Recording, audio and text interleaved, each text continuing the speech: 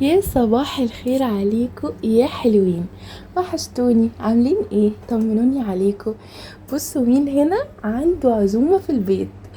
اول مرة غالبا هشارك معاكم هنا على القناة عزومة عندي في بيتي، بكل بقى التفاصيل بتاعتها والتركات اللي في الاكل، وكمان هشارك معاكم الترتيبات للعزومة قبلها بقد ايه. وطبعا انتوا عارفين ان انا بحب الانجاز، يعني مش من الناس اللي بتقعد تحضر قبلها بكتير، بس في نفس الوقت بحب استغل الاوقات. فاحنا هنحضر الفطار مع بعض بتاع اليوم ده، وهنحضر شوية من الحاجات اللي هقدمها للعزومة في اليوم التاني. المهم في اليوم ده كنت عاملة مكرونة بالصلصة الحمراء وبانيه، وقررت بقى ان عقبال ما الصلصة تتسبك بتاعة المكرونة هعمل ايه بقى. هطلع الصلصة بتاعة المحشي اللي كانت زايدة مني من اخر مرة عملت فيها محشي، وهحط عليها خضرة برضو كنت مفرزناها معاكم، وعلى طول كده احط التوابل بتاعه المحشي. وطلعت الورق العنب ده كانت ماما مديهولي، وحطيته على طول في ميه تكون بتغلي عشان ما نسيبش اي ورقيات يا جماعه. ما ينفعش ان احنا نسيبها لحد ما تفك لوحدها بره عشان هتدبل، انما لو حطيتوها على طول في ميه مغليه والله ولا كانها كانت متفرزنه، كانها طازه.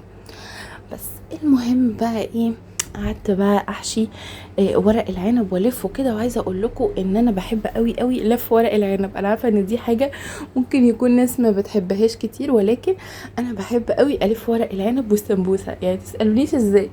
المهم بقى ان في كذا طريقه ان احنا نلف بيها ورق العنب، بس لا انا بحب الفها كده على ايدي عشان انجز. المهم بقى طريقتي في البانيه يا جماعه، مستحيل حد يجي عندي وما يقوليش انتي عامله البانيه ده ازاي. التتبيله بتاعته حلوه، يعني هي جمله من الاتنين. عايزه اقول لكم انا بحط على شرايح البانيه، بحط عليها بصل مفروم وتوم مفروم، ولو عندكم صويا صوص بيبقى حلو قوي. وكمان بحط عليها بقى بصل بودر وتوم بودر وملح وفلفل اسود، وبحط عليها كمان شويه لبن، وبحط عليها بقى توابل فراخ، اي توابل فراخ عندكم. وبعد كده بقى بنحطها في البيض والبقسماط. بس انا عايزه اقول لكم لو عايزين تضيفوا طبقه كريسبي اكتر بتحطوا بعد اخر طبقه من الكريسبي بتحطوها في ميه، وبعد كده تاني ترجعوها للبقسماط.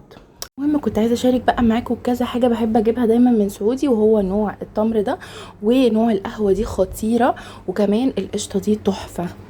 من ضمن الحاجات اللي جبتها، جبت مكسرات من صلاح الدين. بصراحة أول مرة أجرب صلاح الدين في المكسرات. حلوة قوي قوي.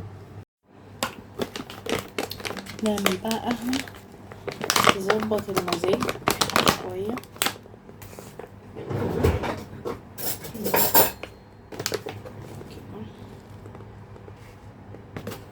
صدقوا لما شميت ريحة القهوة فقت او حسيت اني صحصحت كده، لان انا امبارح ما شربتش قهوة.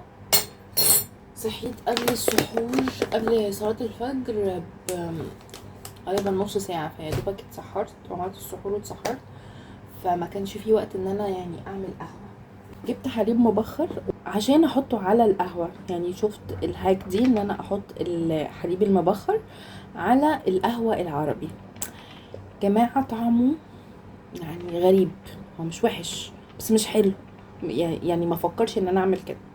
فاما هعمل شاي كرك يا اما هعمل بيه القهوة، فانا مش عايزة شاي كرك حاليا فهعمل بيه القهوة.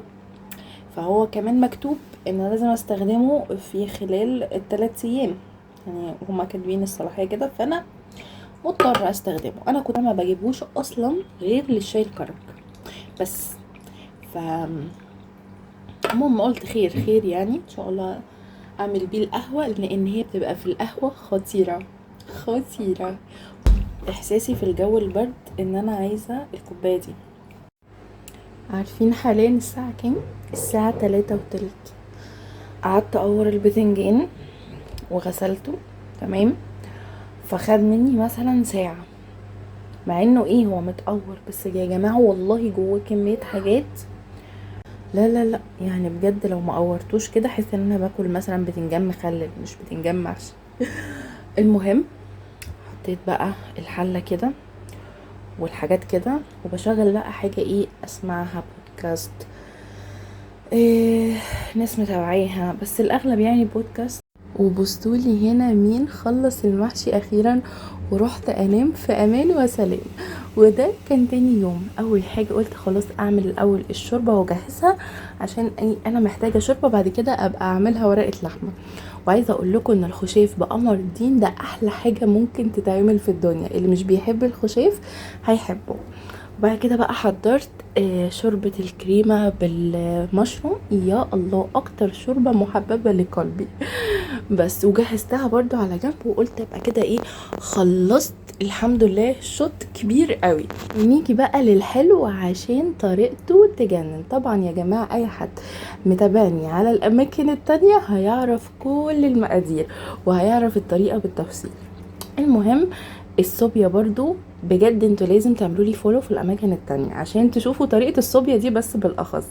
وحضرت بقى القهوة العربي والسناك بتاع القهوة العربي والتمر اللي هيفطروا عليه، لان دي كده حاجات كده اساسية موجودة معانا في العزومات. احنا عيلة بتعشق القهوة العربي والروقان والقعدة الحلوة اللي بعد الفطار.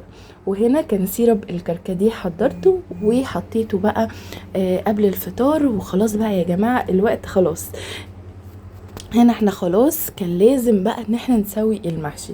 عايزه اقول لكم حاطه مع الكركديه ميه وتلج، عشان طبعا يعني ايه اكون مجهزاه قبلها ما يفضل محتفظ بالبروده بتاعته. وحاطه معاه شرايح من الليمون والروزماري. يا جماعه الميكس ده ملوش حل بجد. وبصولي بقى على المحشي بعد ما استوى يجنن. ولو انتوا عايزين تضيفوا دبس رمان للمحشي ضيفوه في الشوربه اللي انتوا بتسقوا بيها، ما تضيفوهاش في الرز نفسه، ده نصيحه عشان تاخدوا احسن تيست واحسن طعم. وكانت اخر مرحله ان احنا نقلي بقى السمبوسه عشان تفضل سخنه كده وكرانشي وقت تقديم الاكل. وبصولي على الجمال والترتيب والنظام، تحسوا كده ان كل تفصيلة بجد بتتكلم.